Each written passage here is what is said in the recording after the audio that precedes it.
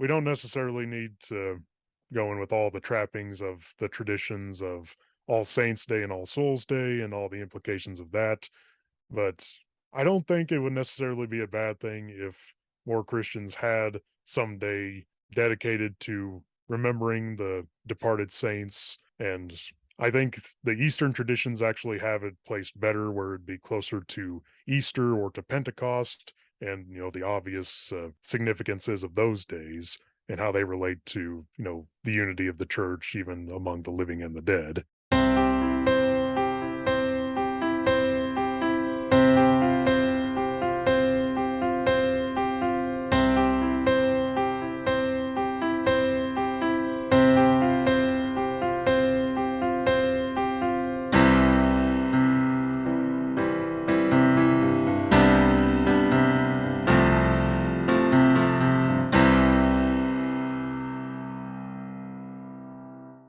Well, Dr. Ross Harriman, it is a pleasure to introduce you back to Faith in the Folds for our episode today on Halloween. How have you been, sir? I've been all right. As you know, I keep myself busy writing, and as I'd mentioned previously, I have a few forthcoming articles, a couple in your Restoration Quarterly, Hey, and yeah, I know those guys. Those are good guys. Yeah. I like how you say it. It's my Restoration Corps. like I'm the well, Irish guy from Braveheart. It's mine. well, is it inaccurate? Because every time I mention Restoration Quarterly, you have to comment. So. Well, that's fair. That's fair. I just like you to know that there are other groups out there besides Baptists, and well, that's exciting. Yeah. Briefly, maybe just tell us the titles of some of those articles because I've seen you post some of that stuff on Facebook. But tell us what you're up to, and then we'll get into kind of what we're going to get into today. Yeah. So I'm actually trying to remember some of the titles. He's written so many articles, folks, that it's just hard to remember. Yeah. So the three ones that are forthcoming, the two in Restoration Quarterly are both going to be on 1 Corinthians 15. And one is on the foundations of eschatological resurrection belief in 1 Corinthians 15, 12 through 19. Okay. And the other, I think, is called Calling the Witnesses.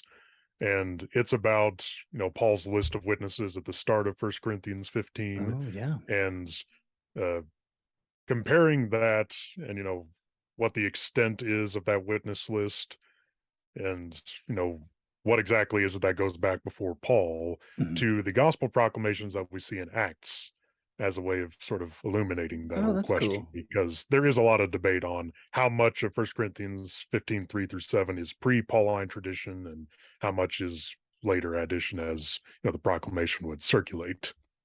And Yeah. I am one of those who argues that everything except that little note he inserts of that, some of the 500 are still alive today. Except for that note, I think everything goes back to before Paul, that this is what he received from, Peter and John and so on. Yeah. Yeah. And the third one that's coming out in the journal, the Evangelical Theological Society, is called Expectations and the Interpretation of Resurrection as Bodily. This gets into a debate over, how do we know like what resurrection texts are? How can we identify them? And how can we tell whether or not the resurrection is bodily in, the various texts where we see resurrection? Right. We actually had a had a Bible study last night where this particular question got brought up, or at least the issue was alluded to, because there is some discussion in 1 Corinthians 15 where Paul is describing different types of bodies, right? Heavenly bodies, things like that. And then he describes our bodies as fleshly bodies. And then also, the contrasting version of that is the spiritual body. And there is some question about, well, spiritual, okay, well then what does that mean? Is it corporeal? Is it physical? Is it non-physical? And I think a lot of that, correct me if I'm wrong, right? A lot of that debate or discussion stems from how properly to understand the word spiritual in that particular context. Is that right? Oh, yes. In fact, I wrote a rather lengthy section in my dissertation precisely on that term and around about its surrounding context. So I'm Ross, do quite you write familiar with the debate. anything that isn't rather lengthy? Uh, there's like a couple of posts on my Substack that are under 1,000 words, Under but a those are thousand? very rare. Yep. Wow. Ross, man, I'm proud of you. I did not know that you had that ability to diversify your your work Hey, you like that. see, I just took the opening paragraph of something and copied and pasted it. Well, it's interesting that we have started off this discussion about spiritual because to spirits we now turn with our Mhm. conversation that we were planning today. I think I floated this to you. Was it last year when we were talking about the Christmas when we did the Christmas episode, or maybe at some point during the summer or something like that? It's like, oh, we should do an episode on Halloween or something. Yep. I think that was when you first suggested it. Great. Well, we're here because with a mind like a steel trap, I just knew that this is where we were going to go. Even last year, I foresaw this episode happening. So here at the day of recording, it is 20 days. It is just under 3 weeks from Halloween 2022. And there are uh, there's a lot of information out there where people can find about, what were the origins of Easter holidays and Easter traditions, origins of the Christmas holiday and Christmas traditions. And we got to talk about some of that last year. Go check on that episode if you can on Faith in the Folds, or follow Ross's Substack, which he shares on Facebook. You can also find Ross K. Harriman. K.R. Harriman. K.R. Harriman, excuse me, K.R. Harriman. That is very, very Tolkien of you to have two middle initials. We might even get into some Tolkien today. I'm really excited about today's episode. So let's dive right in.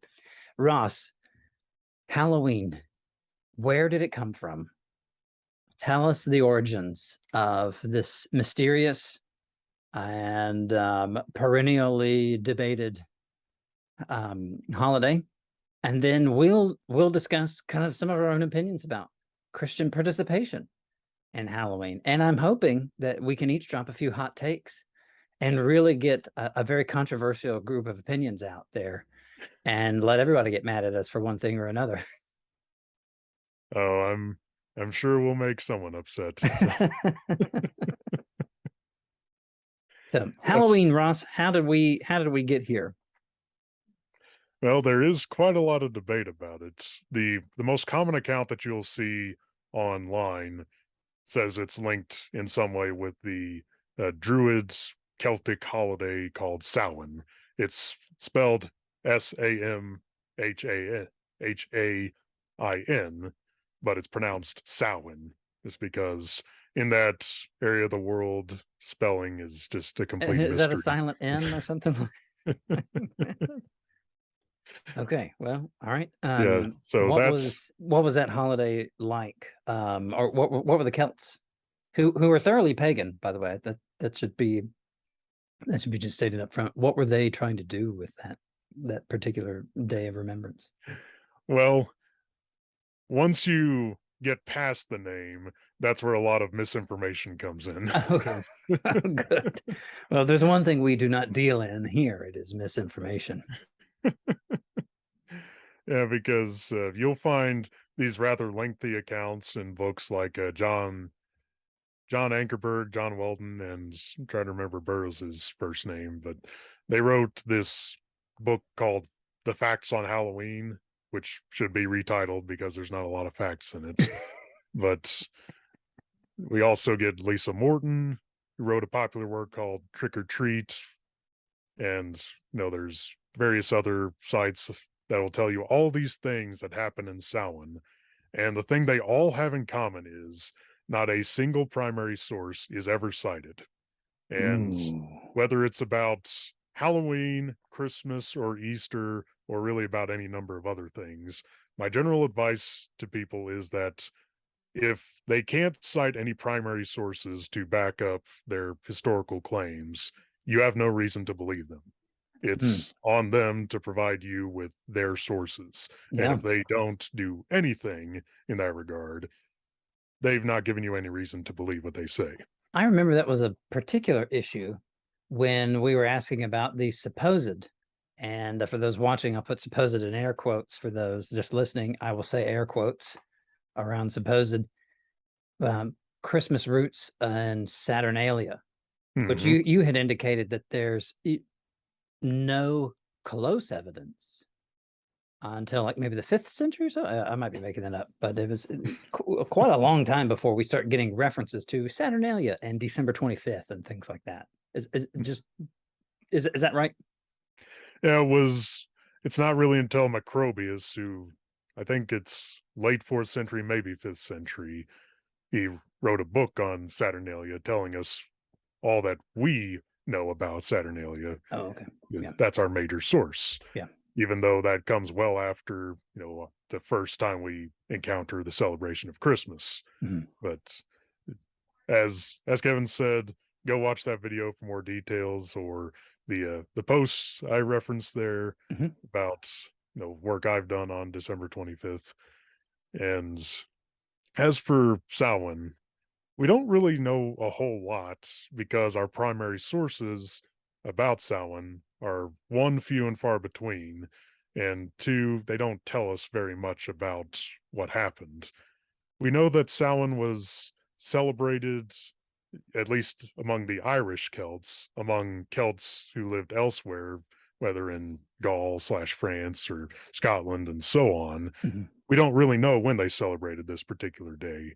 And Samhain was one of those four seasonal days that, or, one of the four major days that are supposed to mark the change in time. Oh, And okay. So in between, say the summer and winter solstice. yeah, Okay. Yeah. Gotcha. they, What are those they called? Equinoxes? well, there's equinoxes and solstices. You Yeah. have the autumnal and vernal equinox and the summer and uh, winter solstices. So this particular one would have been the autumnal equinox. Well, close to it, Okay. as far as they could figure. Sure. And they placed Samhain, like the Samhain itself was actually a 7-day festival, but the central day of Samhain was on November 1st. Okay. And the reason why this is connected with October 31st, where we celebrate Halloween, is because, like many cultures, the Celts accounted days from sundown to sundown. So Gotcha. technically, their November 1st started on the night of our October 31st. Okay. And again, apart from that, you can actually see this. I'm trying to find the primary source that gives you that 7-day cycle. It's think called the sickbed of Cuchulainn, and Oh, for Cuchulainn. Cuchulainn, That's I guess. pronounced Cuchulainn. Yeah. Mhm. All right, yeah.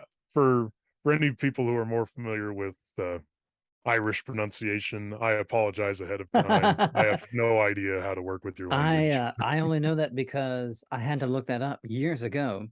Oh, There is a movie which I will not reference here because it's rated R for a reason. But at the end of the credits, there's this beautiful song, and I bought it because I thought, man, I love the song, and I saw its title, and it had that name in the title.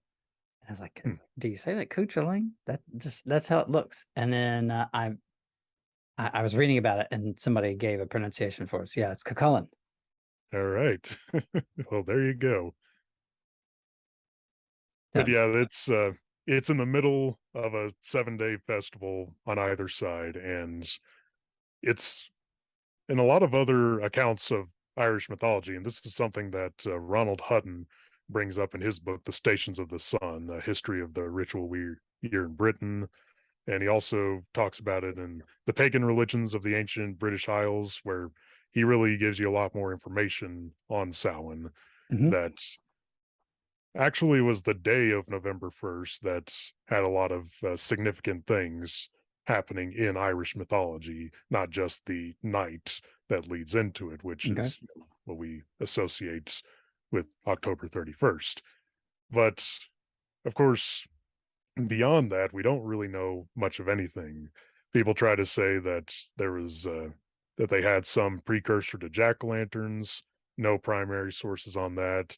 That there is like food supplied for the dead or offered to the dead as a precursor for trick or treating.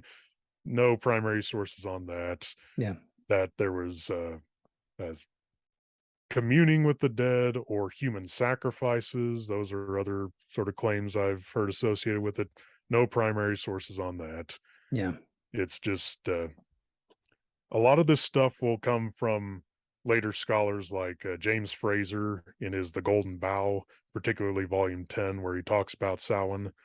And James Fraser's work is, highly influential because it's a very ambitious work of comparative religion because he tries to do comparison of religions across the world Mhm. as a way to try to find some sort of shared ideas that they all have. Sure. And the thing is, Fraser's work has come under fire in more recent comparative religion work because he does so much of abstracting things from their context and, boiling down similarities to, their most surface level uh, similarities Right. Yeah. to make various assertions about relationships between things. So here's an example of how that kind of thing can happen, and just a silly example too. You know, and that level of abstraction and oversimplification, you could you could essentially argue, or you could argue that a house is essentially the same as a box, Yeah. and like Right. that's the degree to which some people overdo it in the comparison of various religions. For folks like us who have had the blessing to be able to study the Bible and its historical and religious and social contexts more than some others, we see this kind of thing happen where people try to argue that, oh well, the ancient Greeks or whoever else, they believed in dying and rising gods as well. So Mhm. there's nothing unique about Jesus' resurrection. It's just a repurposed Greek myth, something along those lines. Which that's a whole other conversation for another time. But the idea of a god who is in the earthly realm and then in the nether world or the underworld and then comes back, that's an abstraction that is rough. I mean, there's some rough approximations to that with Jesus, especially if you take into account 1 Peter 3 and his proclamation of victory over the spirits imprisoned. Mhm. But I mean, that's what one does not equal the other there. And that's precisely your point here to get us back on track. Your Yeah. point is um, the oversimplification of meals for the dead and communing with the dead and things like that, which, by the way, pagans have been doing for thousands of years, Mhm. and Yeah. that's not anything like that Hardly doesn't unique to necessarily Samhain, equal. That's even why if it you're did actually happen on Samhain. exactly, yeah, and that's and yeah, to the point here, you know, even if those things did happen, that's not why. Therefore, your children ask your neighbors for candy Mhm. on October 31st. Okay. So moving on to through all of this, Ross, how did dead saints get involved in all of Yeah. this? Were they jealous? Well, that's, of course, where Halloween comes from, because you'll notice it has nothing to do with the name Samhain, but Halloween is a contraction of All Hallows Eve or All Hallows Even. Mhm. That is, it's the day before All Hallows Day or All Saints Day. And so that's where Halloween ultimately comes from, is from association with All Saints Day, which not as many Christians celebrate anymore as they used to, at least here in the West. Mhm. And of course, another thing that complicates this whole process of trying to say that, as some will try to say for Christmas, that All Saints Day was made up to replace Samhain as something to celebrate on, for some reason, the day after. Yeah. That it was, the thing is, there's celebrations of All Saints Day in many different traditions of Christianity, and Mhm. for the Eastern Orthodox, I'm trying to remember. I think it's on a day close to Easter. Well, I'm having to consult my notes here That's all right. because, like I said, this was We both have notes up here. Just yeah, let our listeners behind the curtain here. We both have notes up, and we will refer to those because we believe in quoting primary sources when we can, instead of just making stuff up. yeah. So the Eastern Orthodox, along with Eastern Catholics and Eastern Lutherans, actually celebrate All Saints Day on the first Sunday after Pentecost. So it's not a fixed day on Oh, their but calendars. there's a certain time of year that Hmm. is not near the autumnal equinox. Yeah, not even Okay, kind good. of close. And Yeah, then we got the Chaldean Catholics and the Syro-Malabars, who also celebrated on the first Friday after Easter Sunday, I'll admit that which last group is one that I'm not familiar with. I'm not entirely familiar with them either. Okay, Just but I'm in good it's company it's then. a Syriac tradition. Oh, okay, gotcha. Yeah. Yeah, but they celebrated the first Sunday after, first Friday after Easter Sunday. Okay. So again, not anywhere close. Not anywhere close. In fact, in the Western or Latin tradition, it didn't start on October 31st.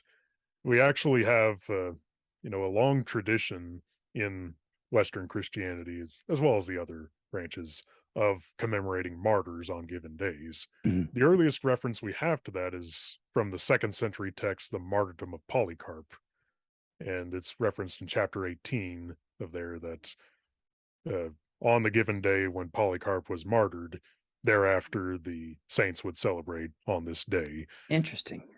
Yep. I mean, that's pretty early.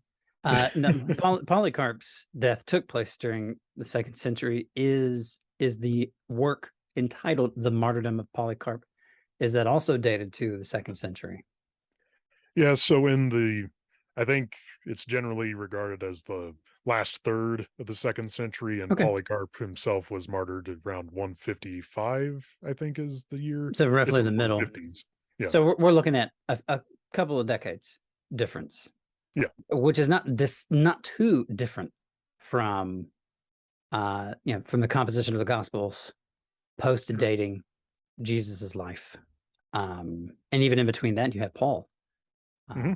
writing those particular traditions that you had referred to earlier from 1 Corinthians 15. Okay, so Yeah. this veneration or appreciation or remembrance of um, deceased heroes in the faith has been going on in Christian traditions since at least the second century. Yep. Okay. Yeah. We also see it in Tertullian, and he's in a completely different area from where the martyrdom of Polycarp would have been composed. Because he's all the way over in Carthage in North Africa. Mhm. So it was clearly a widespread thing as well Yeah. in, by the start of by the end of the second century, start of the third century when Tertullian's writing. And we also have it in the Breviary of the Apostles. I mean, that's a whole catalog of days commemorating the apostles. And Okay. that's, I think, fourth or fifth century. It might be later. I'd have to refresh myself on that. And the thing is, our first reference to a commemoration of the martyrs of all the earth, so like an All Martyrs Day, Yeah. is from Ephraim the Syrian, who's writing in the fourth century, and he assigns that day to May 13th. May 13th is also the date in either 609 or 610 when Pope Boniface IV would consecrate what had been the Pantheon in Rome as a church for Mary and all the martyrs. Oh yeah. Maria Super Minerva. Is Mhm. it that church? Yeah. Yes. Yeah. And the date's actually referenced in the Roman Martyrology, and you can also read more about the event without the date necessarily in the Book of Pontiffs, where it talks about Pope Boniface IV, as well as in the Venerable Bedes, The Reckoning of Time, chapter 66. Yeah. A good British historian. Yep. Hmm. Who didn't quite make it to sainthood. That's why he's just venerable. Yeah. for those from more low church backgrounds like myself who might wonder, hey, venerable, that's a nice title. I've given a professor friend and mentor of mine the title Venerable, and he's always quick to remind others that he is still alive. He's not dead yet. Yeah, well, man, that's quite a range. And what time of the year did you say that was? In May? In May 13th, yes. Okay, so again, we're not really we're not really near October 31st. Yeah, it's actually not until the late 8th, early 9th century that we get a shift to October 31st Okay. as the day of All Hallows Eve and the day of November 1st as the day of All Saints' Day. Okay. And it's not entirely clear when and how that happened because at some point, all martyrs got shifted to all saints, as in, just all the saints who have died, whether they were martyred or not. Yeah. Right. And there's been a lot of debate about when exactly that happened. There's a popular claim that Pope Gregory III dedicated a chapel in the Basilica of St. Peter in Rome to all the saints. And this happened on, depending on the source you read, November 1st, 731, or April 12th, 732. And the thing is, I've seen these claims, but the claims never cite primary sources, so I have no idea where to even begin to try to verify these different dates. So, Is there any accounting for the difference in the dates? I mean, you've got a few months difference there. well, again, I have no idea because they don't say how they came to these conclusions. That's frustrating. So this is why, people, you cite your sources for people who are interested. Amen. Amen. Preach that. Yeah. So And it wasn't until 700s, 8th century, that we have, which by this point we're comfortably in the period of time known as the medieval era. For those who are trying to keep track, the span of human history here. Generally, the era of time that we know of as antiquity is said to end around the 5th century. That's usually called late antiquity. And then, after that, you're beginning to shift into early medieval, and then by the 8th century, I'd say it's pretty fair. You're comfortably within the medieval era. Christianity is king over Europe. Is that fair? yeah, well, they call it Christendom. So. Right. Yeah. And so it's interesting. Then it usually feels like the claim is, well, paganism was so strong that Christians needed to just recast this super popular pagan holiday with a more fun and Jesus-friendly version of their Christian holiday. And so that's why they did this. That's a very simplified version of a pretty common argument for Christmas and apparently for Halloween as well. But with Christianity being overwhelmingly the dominant religion, now still right, there's pockets of paganism here and there, right? It's always been that way. And even on the flip side, when in those places where Christianity has been and is being persecuted, there's always pockets here and there of whatever religion is being persecuted at the time. It just seems difficult to substantiate this claim that Christianity wanted to replace this awesome pagan holiday with the more Jesus family friendly version of All Saints Day. Is that fair? Oh, yeah. I mean, the first time we actually get a reference to All Saints' Day being on November 1st, and, thus All Hallows Eve being on October 31st, is from, it's a source that I think is late 8th century, maybe early 9th century, the Okay. Martyrologium Poeticum from the city of York in England. And it refers to All Saints' Day as being on November 1st. But around that same time, we get a document called the Martyrology of, I think it's Angus the Culdee. It's Oengus with an accent over the O. I'll just guess it's supposed to be Angus the Culdee. I'm not gonna lie, Ross. I think that you're just you're conditioned to see the word Angus, given your Texas roots, and no, that sure, that would make sense. That's Angus. That OE, right? That's isn't that sometimes how like the name Oedipus is sometimes written? Mhm. Yeah.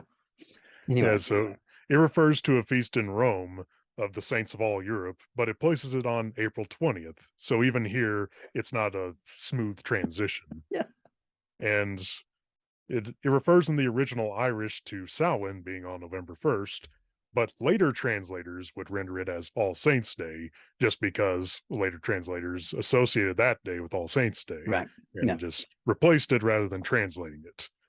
And Alcuin, who was a bishop in Ireland Mhm. around that time, he wrote in the year 800 a letter to his friend Arno. This is his 193rd epistle, where he said that the day of All Saints' Day was celebrated and should continue to be celebrated on the calends of November, that is, November 1st.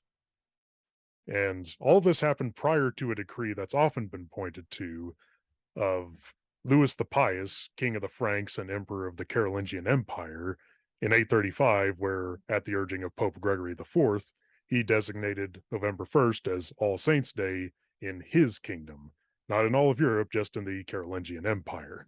Yeah. So Yeah. that's where we get that transition.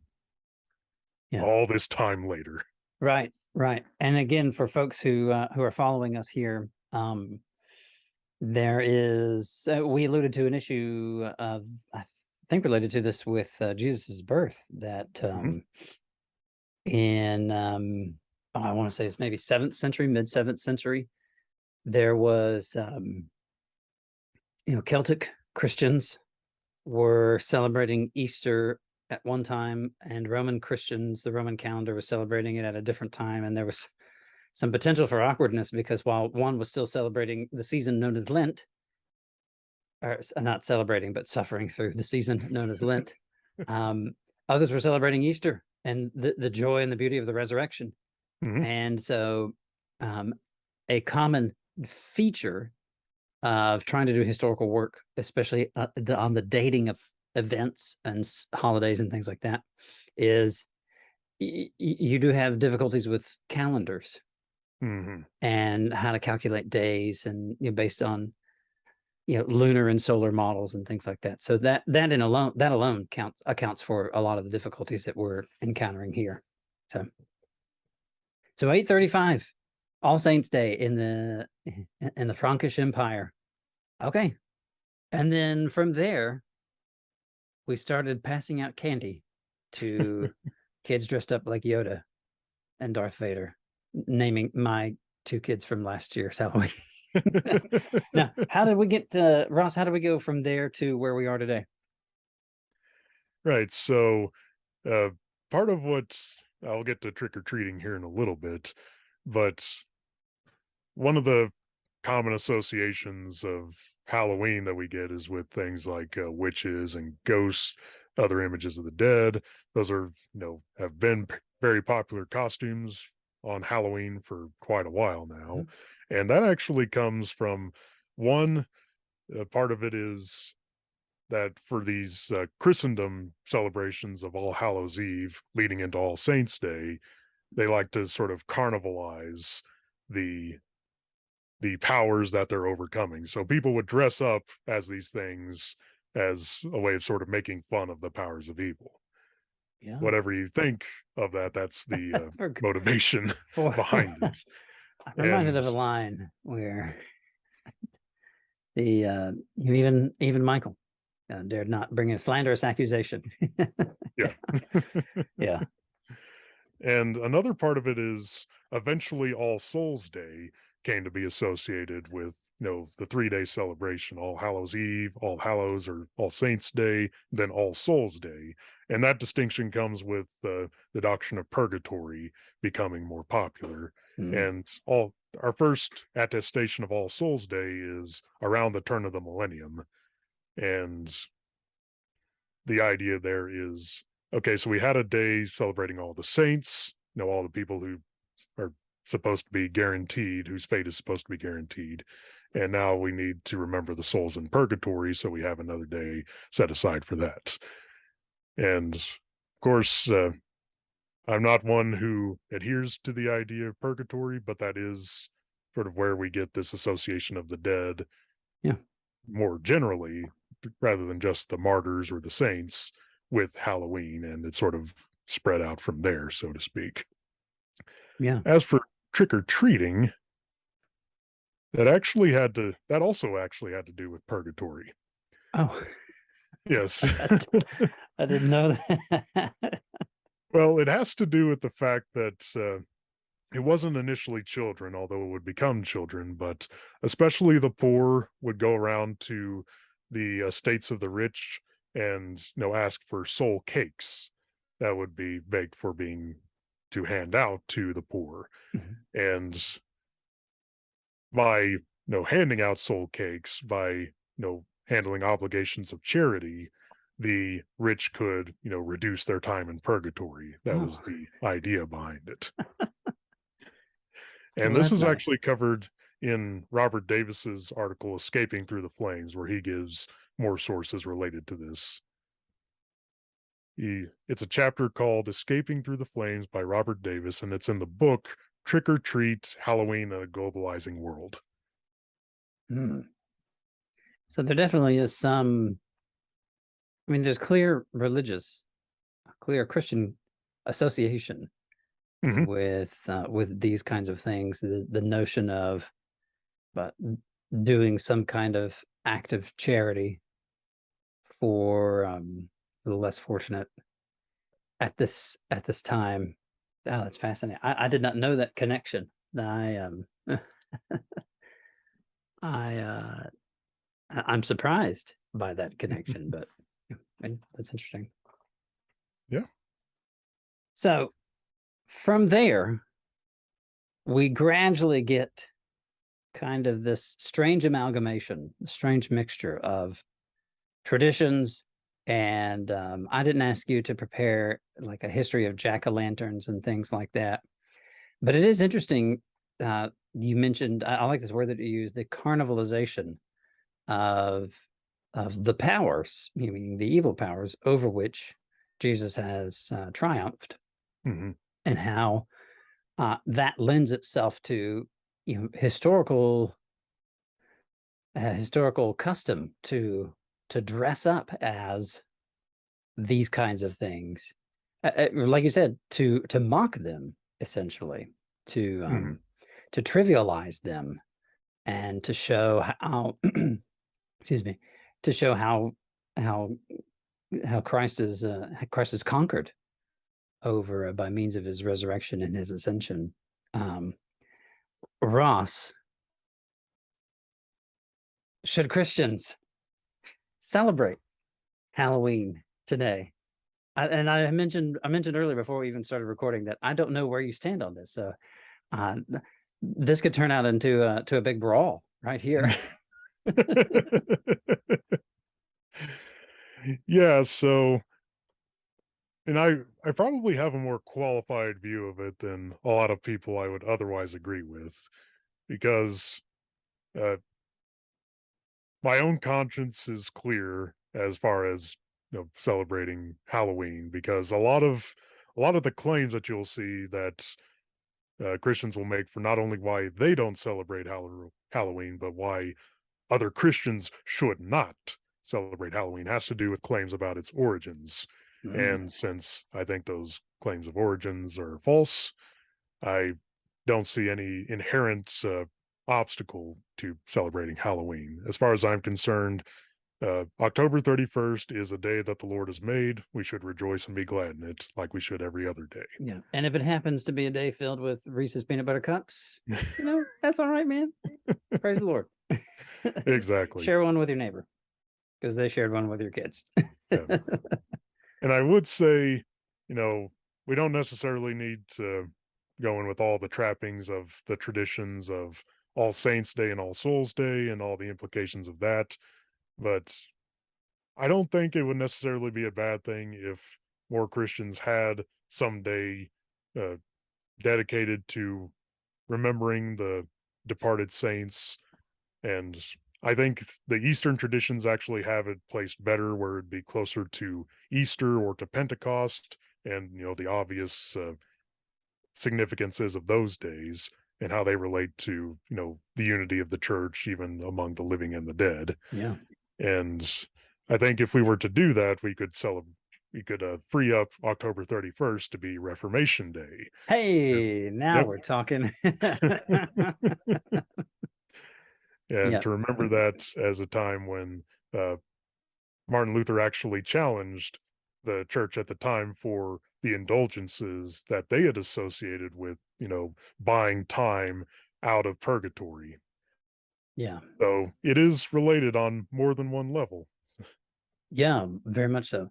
I do like the idea of, say that, one's congregation decided, or denomination or fellowship decided, we don't want to wholesale adopt this particular Catholic tradition or this Orthodox tradition, Mhm. but we do think it is a good practice to remember those who have gone on before us in the faith, doing so around the time of Good Friday and around the time of Easter. I mean, goodness, that makes so much sense. Yep. And then if you are concerned about differentiating your practice with the practices of someone else, which is the whole reason why so many people think that Christians just, again, took this took this pagan holiday and made it Jesus friendly, and baptized it. If that is something that anyone is at all interested in doing, then right around the time of the crucifixion and the resurrection, celebrating those, that makes a lot of sense. And then that gives us time to appreciate the good work started by Luther and carried on by many others. Yeah. I like your nuance there, since so many people, so many well-meaning Christians, uh, don't want to participate in Halloween due to their understanding of its origins. Well, if their understanding of its origins is incorrect, then that no longer becomes an issue, right? It's a moot point. Mhm. And then that does free one up to participate. Now, you had mentioned about not going into certain excesses. Right. Um, are there some things that you would recommend Christians not do on Halloween? Yeah. So, I mean, I personally am not really a fan of the idea of trying to justify dressing certain ways to carnivalize, because as you mentioned the text from Jude, where even Michael would not dare slander. I just, again, I understand the idea behind it, but dressing up as, say, witches or ghosts or other things like that, I just don't think that's necessarily something that should be encouraged. And another another thing that I want to say is that even though I'm fine with, say, putting on a costume for Halloween, I've actually had a streak where I won a Halloween costume contest 3 years in a row. Right. I've seen those. I've seen those costumes, Ross. They're pretty stellar. Yeah. I've seen two of them at least. Well, I try not to advertise the second one because it was very low effort, and I regret it so much because I went as anti-Ross. I I shaved my head, shaved my beard, and I wore jeans and a Baylor shirt rather than a Texas Longhorn shirt. And and I did not want to participate in the contest, but the crowd pressured me into it, and I, against my wishes, I won. Man, that is a tough burden to Yeah. bear, Ross. I'm glad that you could bear your soul here on Faith in the Folds, episode 57. But of course, there are things we need to be mindful of. As you mentioned before we started recording, we both came from Asbury, Mhm. where we both got our PhDs, and it's a very global community there. People from all over the globe, all Yeah. kinds of different countries. some of whom are in context where the occult, the demonic is much more pronounced, as opposed to here where it's not absent, but it's more at a more subtle level. Yeah. And of course, they're concerned about, all the imagery and practices as such being associated with Halloween.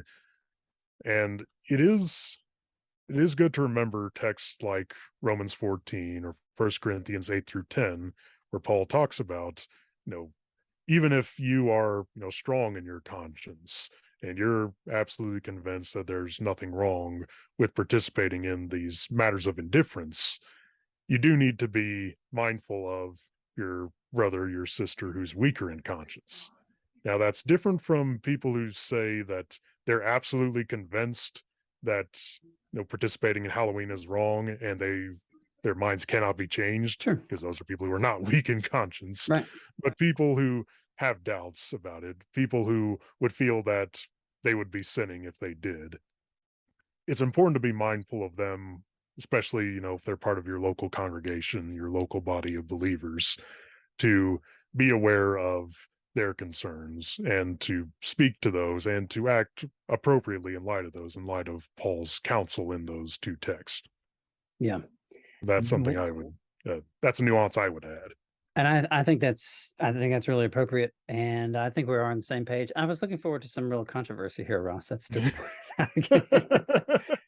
I think I'm there, and for the way I've described it is this: it's like, well, if your vision of Halloween um is letting your kids dress up like a superhero to ask for candy from their neighbors, then I mean, what is the harm in that? Mhm. If that's your understanding of Halloween, and if that's how you, as a Christian parent, do your duty as a Christian parent to describe, it's like, hey, this is what we do. And like with our boys, especially down here in Corpus Christi, which is culturally much more like South Texas and the Valley than, say, DFW or even Houston, or places elsewhere in Texas, or the Bible Belt too. Mhm.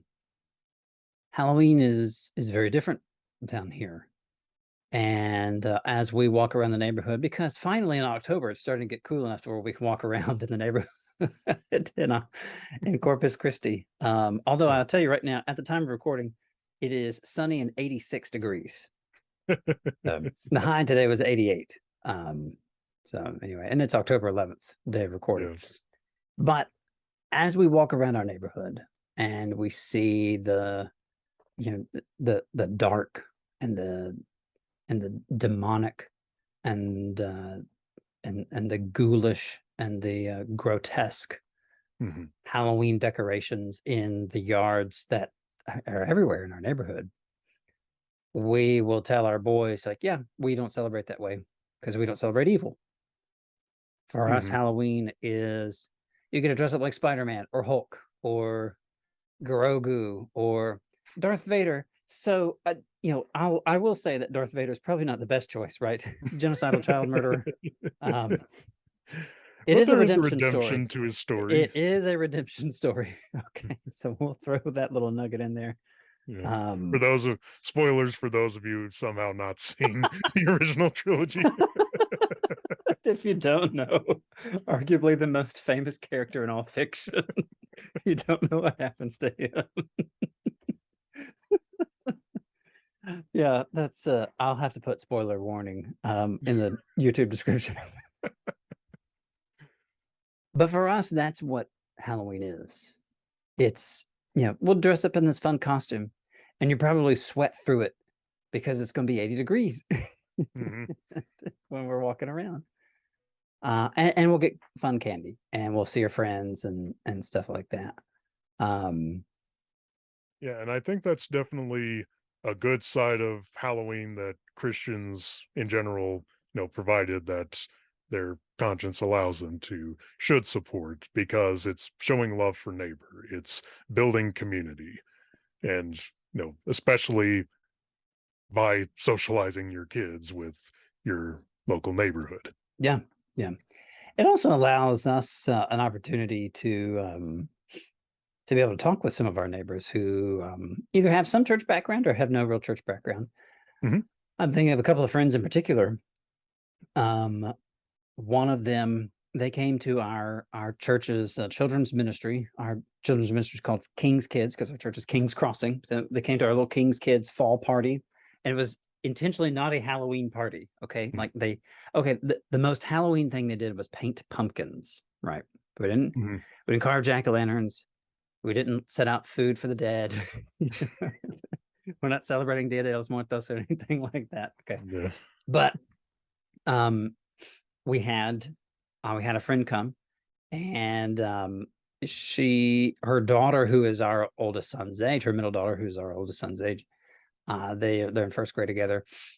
She had mentioned like what her daughter wanted to wear, and she's like, yeah, that's probably not, probably need to go for something a little more conservative at a church thing, which I Mhm. appreciate, even though I don't know that they do much at church. I think they have some church background. We have another friend who was telling her second grade daughter a couple weeks ago when we were over there for a play date. Her second grade daughter said that she wanted to be a princess or something like that for Halloween, and her mom said, "Oh, when are you going to be something really cool and scary for Halloween?" It's like, oh, I that is not something I would ever tell my kids. Mhm. And I'm interested in the day and time for when we can say, well, this might seem weird, but I just know too many people who are trustworthy, who have experiences with things that make me say that I don't want to celebrate the grotesque and things that are overtly evil.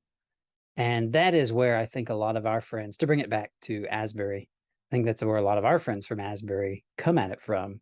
Mhm. That, like you said, they grew up in contexts where the occult is much more out in the open. Here in Corpus Christi, to a greater degree than I experience in Nashville or Memphis or Searcy, Arkansas, or Wilmore, Kentucky, home of Asbury. Corpus Christi, I think, due to its uh, cultural heritage being more like the valley of South Texas, there is a greater openness to either death and just kind of dealing with death, or speaking about it, or using imagery of death, like in cultural celebrations of Day of the Dead, Dia de los Mhm. Muertos. A lot of the decorations at our local grocery store, HEB, have that really lean pretty heavily into that kind of stuff. And still, even more than that, there is I think a greater either awareness or openness with the occult in places like Corpus Christi, to a greater degree than anywhere else that I have lived. Hmm. Ross, is it like that in the panhandle of Texas? I would say not. There Is it still there roughly kind of the are Bible Belt through there? yeah, it's you could basically take the highway, which is, runs out of Amarillo on into Tulsa, which, when I went to Tulsa, they said they consider themselves the buckle of the Bible Belt. So they're pretty close there. In Tulsa? Yeah. Have they ever heard So of they Nashville, say. Tennessee? Yeah, I'm sure you could get people in, say, Arkadelphia, Arkansas, or Little Rock, Arkansas, that might say that as well. I need to be careful about what I say about people from Tulsa. I have a good friend from college from Tulsa, and I have an ex-girlfriend from Tulsa. So Oh. uh, we'll just leave it at that. Well, But okay, yes, yeah. we So we're that considered, if we're not part of the Bible Belt, we're part of its extension campus. sure, yeah, something like that, yeah. Um, and so then there would probably not be as much out in the open Right. with this kind of thing. You and I have a mutual friend from Asbury. I just for the sake of protecting the innocent, I won't name him. but you'll know exactly who I'm talking about. He had served in the United Methodist Church for a while as a pastor in various places on the East Coast, on or near the East Coast, and lived in the town, one town over from Salem, Massachusetts. Hmm. And you know who I'm referring to now? I think so. Okay, yeah, he was in my cohort. And to hear him talk about Halloween as a Christian is really eye-opening, because his experiences living near Salem, like very near Salem, Massachusetts, his experiences with Halloween and the kinds of things that were celebrated and the kinds of things that would happen during that season gave him no interest whatsoever in doing anything like celebrating Halloween. And I had never heard anybody with that particular experience before, and I trusted him. I still do, right? He's a good friend. But it was somebody that I'd known for a few years, and trusted him, and we prayed together. We were in a spiritual accountability group together, and so I knew that he was not just crazy, right? I knew that he wasn't. I know that he wasn't lying. Starting to work through C.S. Lewis's triclinium here. I know he wasn't making this stuff up, right? So he, I felt like I could get a pretty good sense of where he was coming from based on how he described this, and I was like, yeah, okay, I can understand how that is a real problem for some people, and it grew in my appreciation for maybe others' different takes on Halloween. Right. There's a lot more we could probably say about this, but I think this might be a good place for us to wrap up. Ross, was there any other final takeaways that that you wanted to mention here as we come to the end of all things? To borrow a line from Tolkien. Oh goodness. Um, well, I would just say, just reiterate a point I made earlier, that regardless of what exactly we decide to do come October 31st of this year or any given year, we need to make sure to remember that October 31st is a day that the Lord has made, and we should rejoice and be glad in it. We ought to find some way to celebrate the day, whether it's a special occasion or not. And that's an important way that we can, attest to the fact that, even if you think that Halloween is somehow specially associated with dark powers, that Christ is victor over them, Yeah, and that he will yet consummate his victory when he comes again. yeah. Amen. Ross, I really appreciate our time together today, sir. I enjoyed the conversation. Always good to laugh. I don't know that I've laughed so hard as when I heard that people in Tulsa think that they're the buckle of the Bible Belt. And generally, no offense to those who are kind enough in Tulsa to listen to Faith in the Folds. It just surprised me. That's all, and it was a funny surprise. But anyway, Ross, take care, sir. What tell us real quick before we wrap up. Tell us real quick what kinds of things are coming out on the Ross K.R. Harriman Substack for and I'll be sure to put a link in the description so people can find you and keep up with you. Yeah.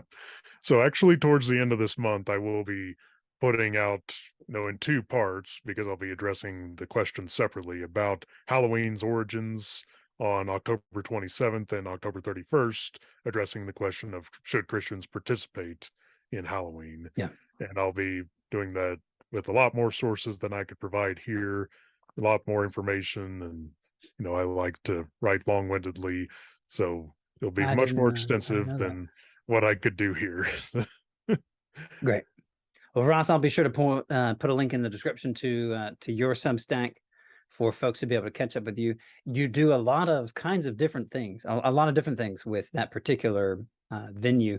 You give us some previews, right, of your academic writing, Yep. and also some previews of your hobby writing, which is every bit as prolific as your academic writing. I'll drop this little nugget there for people. I think Ross's review of the Lord of the Rings, The Rings of Power by Amazon is probably 3 times longer than the actual running time of the show is currently. I'm just making that up, but it feels right. It feels right. You might And actually be right.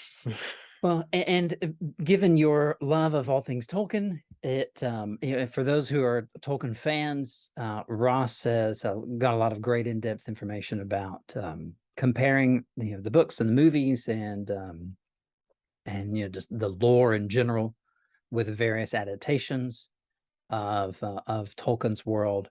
And so that is a podcast that I have been promising Ross to do for a long time, and still have not gotten to him yet. So Yeah. consider this your notice, Ross, that we will get to that. It might be our podcast for next year.